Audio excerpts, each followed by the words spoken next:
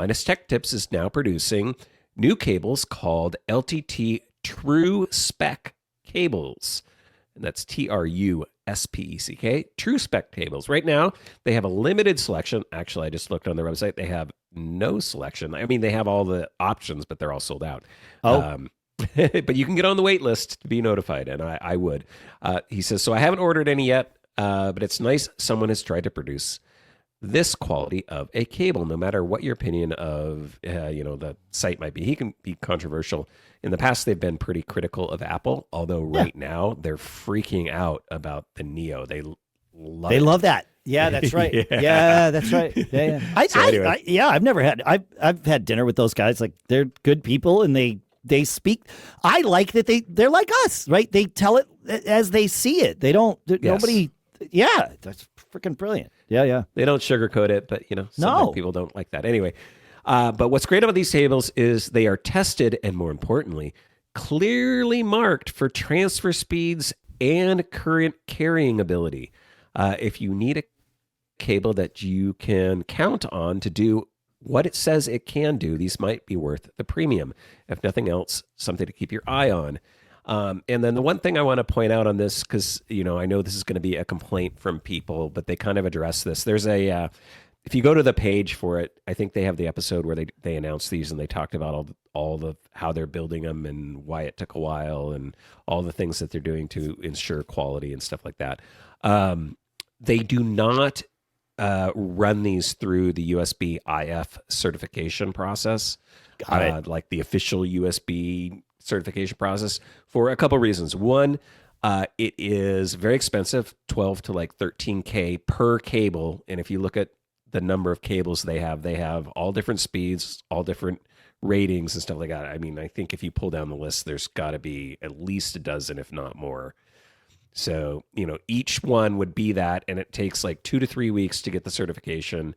And it's just a testing thing, and it's not required.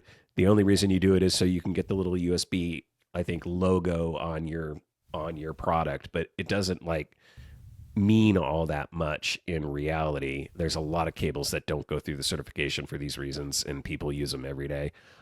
So they do their own internal testing. They guarantee that these are and do meet the specs that they're saying on the cable. So, and again, I like that. I like the fact that they're clearly labeled. Yep. So when you pick it up, it's like literally molded into the plastic. This is a 20 gigabit per second, 240 watt cable, or this is a 40 gigabit per second, Yeah. So there's no doubt which cable you're using, and you can make sure you get the right one, and it's doing what you want it to do. So pretty exciting. Interesting. I'm going through the site here, and I put a 20 gigabit variant in my cart at 2.3 feet, and then or at 4.9 feet, and then 40 gigabit variant at 2.3 feet. It seems like everything is $29.99 Canadian.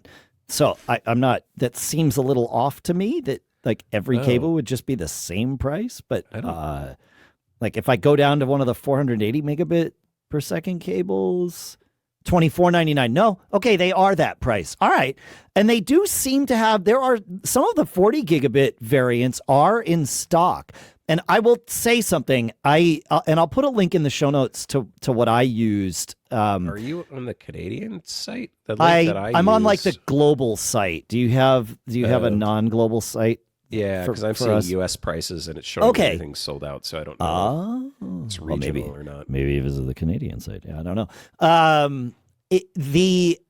We did a whole deep dive a couple of years ago into USB-C cables because of this, right? Because you can wind up with a cable and you don't know what its capabilities are. And I wound up traveling and almost not having a cable that I could plug into my extended monitor, right? Because I was like, oh, a cable's a cable. And it's like, no, oh, sweetie, if only, I believe for the LTT cables, the 40 gigabit per second variant would be the one that is, I know it's not certified, but essentially full USB 4 / Thunderbolt 4. Correct. With, being able to pass all the data, including video, and then 240 watts of power.